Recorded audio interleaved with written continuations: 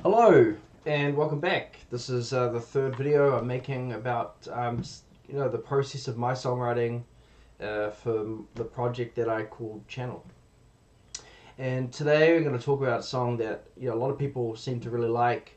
It's called Angel, and this one's kind of a cool story for me. I mean, all these songs, they have a story, and every songwriter has a story about how a song came to be. This one, the main riff, the main idea of the song I'd had for quite some time. I think about 2 years. And typically, what I do is, if I have an idea and I flesh it out a little bit to get like a demo or whatever, I will play it in my car, drive around, sing it, and try to find a melody and sing along to it. And it's a very simple chord progression. It really is. It's like E minor, goes to C, goes to G, goes to D. So it's just a four chord, song, which I typically don't really write many four chord songs. Nothing wrong with them by any means, but in this case, this one I really liked, and the main driving, melody behind it is this octave idea motif that I use, and I've been using octaves in my songs since I was at high school. It's just I can't remember who I learnt it from or which artist. I can't remember, but it's just so easy to use. It just sounds fatty, like at the end of the day it's just a single note, but it's just played in an octave, so you got this big sound, and that really drives the song. So I want to talk about the process of how it came to be, what it's about, show you some of the things I do with this song.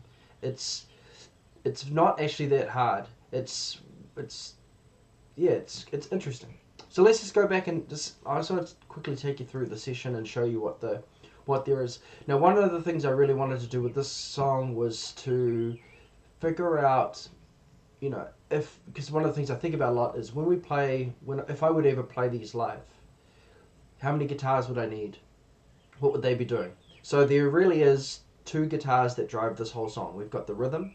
I don't do what I typically do here, which is to pan left and right. I just had one guitar that was sort of, had a big stereo field. And then I have what I call the melody guitar, which is the octave. So let's just have a listen to these two together. Now, what I do here at the beginning is the motif in this octave idea just repeats twice, but the chord progression underneath changes.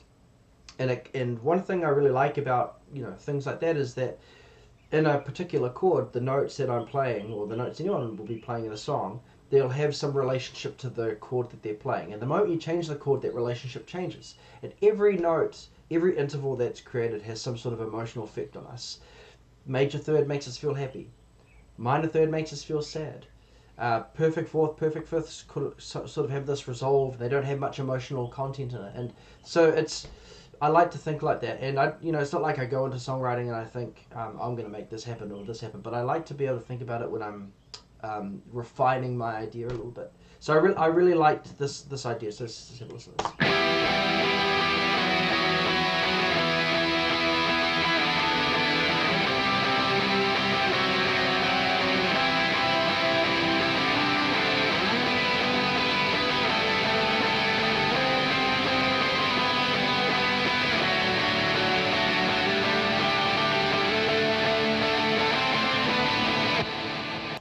Yeah, that's the main gist of that song, and the demo used to be just that, and then I would have this verse guitar here, which is like a little bit of a run happening. Let's have a listen.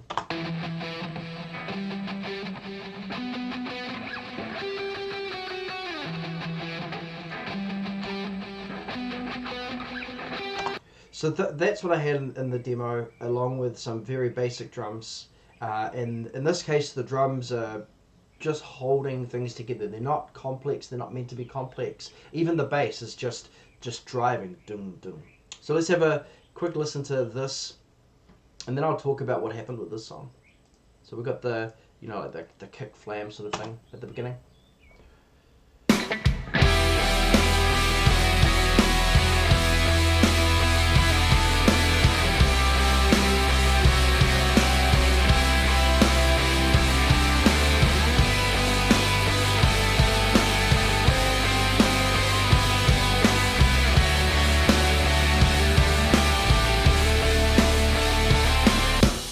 So the main intention of that song is to just hit you with that melody straight away, and that's the motif. That's the drive of the song. So I had this idea for about, I don't know, about 2 years or something, and used to drive around and try to figure things out. And so when I was going through this process where I wrote, where I finished 4 songs in 4 days essentially, this is the very last one. This is on a Thursday, sometime in December, mid-December maybe, of 2018. And I'd had success with the ends, the start, or it was now known as the Storm, and Savage Dream. Those 3 were done, and then it came to this one, and it took about 6 hours to finish it. Now I only had really the introduction, which you've just heard, the verse idea, which had the other guitar melody playing, and then the chorus is pretty much the intro again. Second verse and then chorus. That was it. That's actually the demo. I still have somewhere on my hard drive. I had no idea what the bridge was going to be. I had no idea what the guitar solo was going to be. I had no idea the melody or anything like that. So what I did was I basically, not kidding, shut the lights off in the studio that I was working in. I laid on the floor and I simply just set this up, and I just had this running as a repeat. So in Pro Tools, like in most other software, you can sort of set a loop, which is what I have here. And I would just have this running over and over again. And while it was running, I was thinking about different melodies, pretty much maybe melodies, I think, to start with, no lyrical content, melodies, and then I would get up and then I would record it, and then I'd listen back to it, and if I didn't like it, I would lay back on the floor in the dark with that playing and just listening and try to figure out what happened. And I believe the chorus was the first thing that came along. And so once I figured out what the chorus was and I'd recorded that, then I went back and did the verse. So I'll talk about the lyrics and stuff and what they mean to me a bit later on and how that came to be. But one of the things I really liked about the chorus was I was kind of doing more vocals than I'd typically done before. So I hadn't really done much harmony work. And to be fair, I will credit Jason Hole, who worked with me when I was at university on some Main and Peak stuff that I did, and he really pushed me to think about harmonies. And same with Dave Rhodes. He's pushing to get harmonies, doubling vocals and things like that. So if you have a look here, you can see there's like 4 vocal tracks just in this chorus. 2 of them are identical, that just doubled, and then I've got a harmony double as well. And it just sounds really cool. And the melody is really simple. It's I use repetition to drive that the idea. So let's just have a listen to this chorus, and I might solo out some of these vocals in a bit. How long will it keep going like this? And how long will I keep drying your tears? I'll be your angel. Let me be your angel. Just let me in. Yeah, and I remember that being, once I figured it out, I was really happy with that melody, because it's like, it repeats quite a bit, and then it has this like B section at the end of it. And if you listen to the vocal, you can hear me, I'm really like trying to sing my heart out in this song, which is kind of therapeutic to me, of course. And then we get to, the one of the things I learned a lot about and I like to think about is double chorus. So the first chorus is pretty much just like, if we think about it as being A and B, it's just the A section, and then the B section of the chorus shows up in choruses, in the second chorus and then the final chorus as well. And it's the same melody, similar sort of lyrics, but different idea around them, and again we'll get there a bit later on. But that's what I do, and really the guitars and the bass and drums aren't changing here at all. They're doing the same thing. The thing that's really driving this song is the vocals and the melody and the vocals and the lyrical content. Now once I can't remember where it happened, but once I figured out what the chorus was and I got to the bridge, I actually had no idea what the bridge was going to do. No idea whatsoever. What happened is I found this beat in Steven Slate drums, which is what I use. I was just going through the different pre-made ideas, and I found this tom feel idea. Just it's like riding the toms, which sounds like this.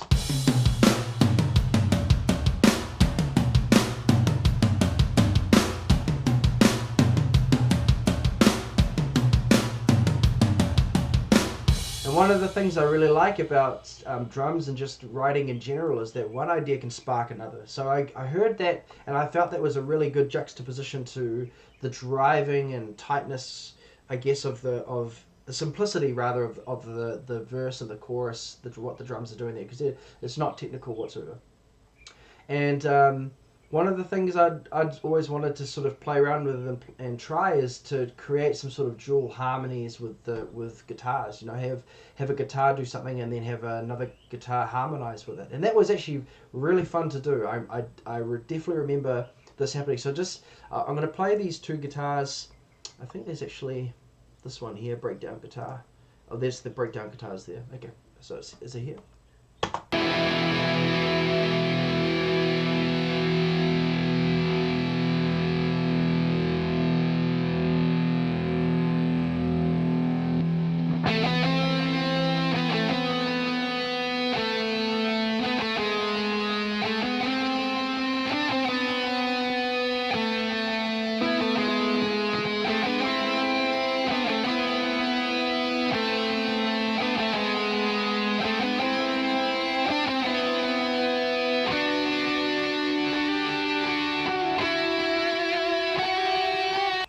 Yeah, the thing I liked about that verse, sorry, that breakdown when I was writing it was that I go to this major third because we're in E minor at this stage. Okay, that's the chord that's implied from bringing out that E, and we've heard E minor so many times. So then to flip it on its head and put it into sort of give it this major sound was quite cool. It's a turning point. Now I'll show you one thing I forgot to do in mixing, and it always bugs me, is that if you could see here, I've got this noise, and every time I listen to the song, I'm always reminded that I didn't cut this part out. So let me just show you what this is so you can hear it. It's the noise of me, I think, stopping the guitar, and it sounds like the guitar is, you know, the second guitar here is almost like it's getting ready to play. Listen. Yeah, I don't know what happened there. So when you listen to it, have a listen here.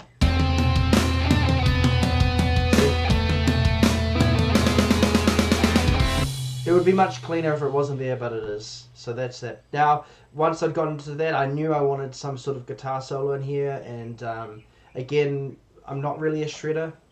I, on Bring It Back Again, I actually paid some guy in Poland to do the solo on that song.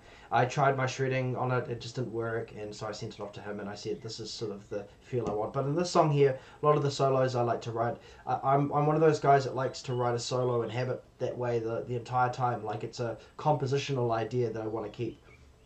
And the solo here was 100% inspired by, again, David Gilmour. You know, like when somebody heard the song, I remember somebody saying to me, man, that solo in Angel, you can definitely hear your influence of Pink Floyd. And I was like, yeah, because I love the way he plays around with, you know, just his style of playing. I really like it. It's really cool. So my main influence there was that, and I think I went through about 5 or 6 different solo ideas before I figured anything out. I don't actually know if I have. No, I don't know where the playlists are, but I tried a whole bunch of different ideas. And again, as what I typically do is I bounced this down. So this is the solo here. I bounce it down to this one here, and that's so that I can manually adjust the wah that you hear in the song. And I remember singing out the melody for this guitar solo as I was playing it to figure out where I wanted to go, and I was very happy with it. It's very simple, but just simple.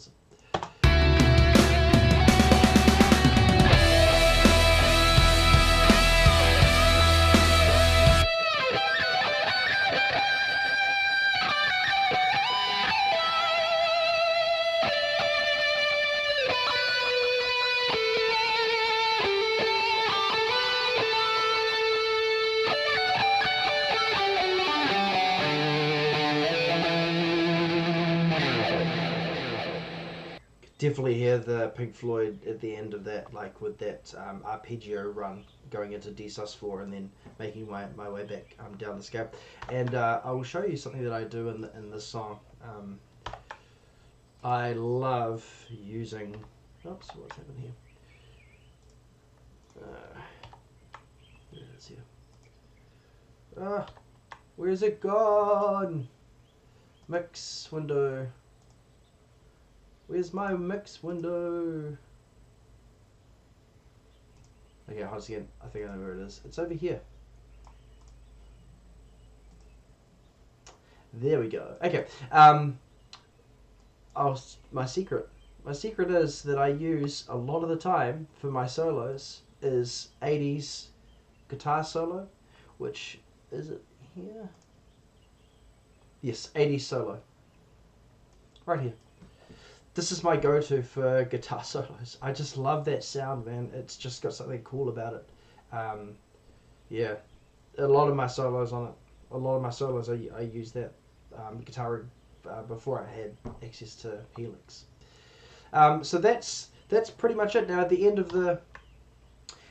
the song and the last chorus, you know, like I was talking about my harmonies before, and there's a couple of things that happen here in this last chorus. One is that I introduced this new guitar idea, which is, you know, something I've talked about before, and that is I'm adding like what I call a jangle gap, just to increase the intensity of the guitar. So I think this is it here. Let's have a listen.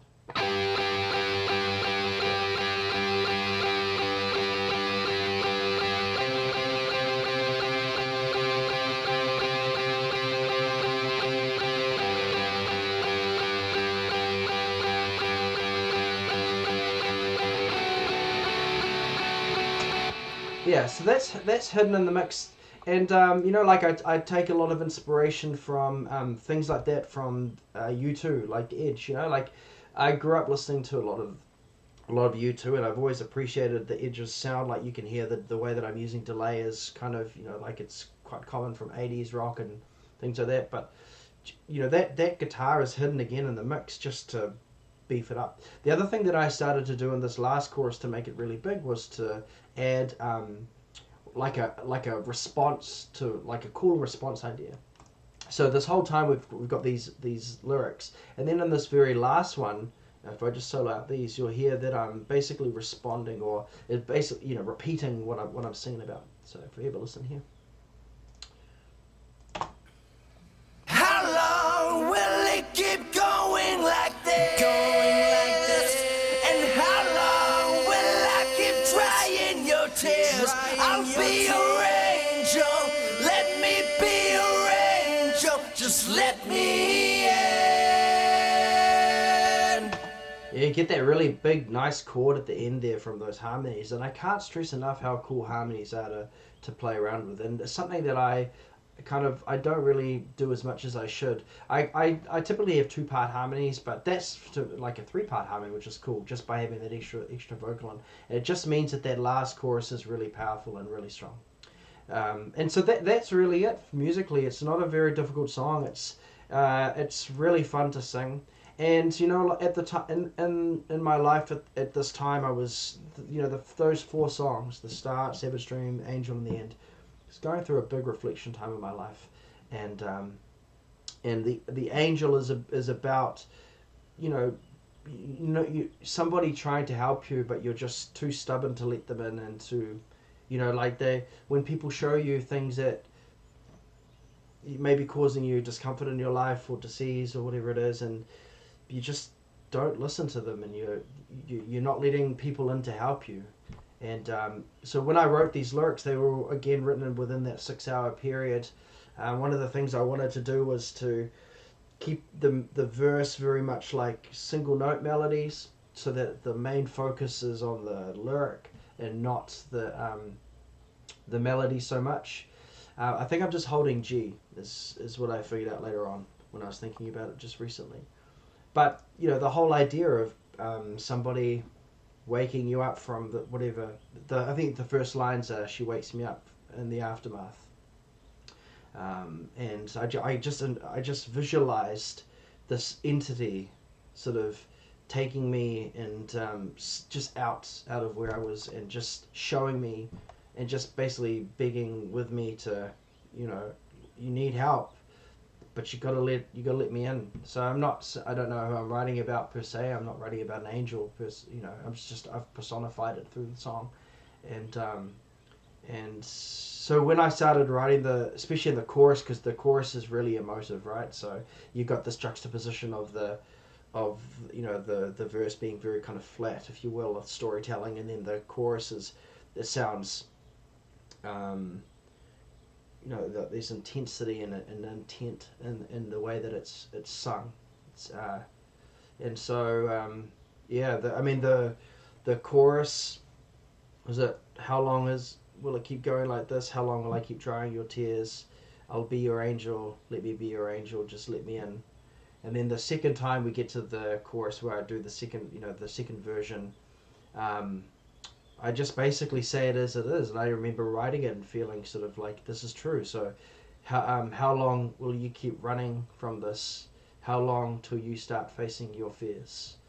I'll be your angel. Let me be your angel. Just let me in. So, yeah, some powerful lyrics that I was writing to myself at the time, and if you like the song, that's fine. If you don't like the song, that's cool too. It's really a lot of my songwriting is just about me channeling how I'm feeling, and I was in a really weird space at that time, and it was really nice to finally complete the song after however many years it had been, and to have lyrics that mattered to me and seemed to resonate with people. And this is probably one of our most popular songs on Spotify.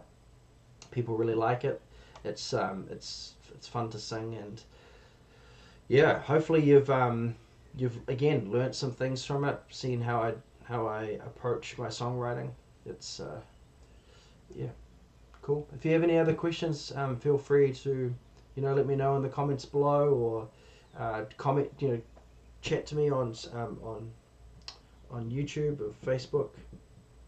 Make sure you follow us on Spotify, and hopefully we'll see you at our show next time. Peace out, everyone. Take care.